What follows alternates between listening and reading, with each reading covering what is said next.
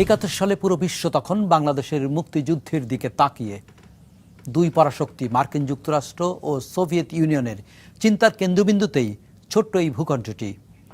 মার্কিন সরকারের বিরোধিতায় সোভিয়েত সরকার দ্ব্যর্থহীনভাবে সমর্থন জানালো ভারতের প্রধানমন্ত্রী শ্রীমতী ইন্দিরা গান্ধীকে এবং বাংলাদেশকে। ঠিক সেই সময়ে আমেরিকার নিউ ইয়র্কে সঙ্গীতশিল্পী জর্জ হ্যারিসন বাংলাদেশের সমর্থনে কনসার্ট করলেন। রবিশঙ্করের আয়োজনে সেই কনসার্টে গান গাইলেন পপ সঙ্গীতের সুপারস্টার বব ডিলান, এরিক ক্ল্যাপটনের মতো তারকারা। বাংলাদেশের জন্য তহবিল জোগাড় করার পাশাপাশি মুক্তিযুদ্ধের সম্পর্কে পশ্চিমায় ইতিবাচক একটি ভাবমূর্তি তৈরি হয়েছিল তখন।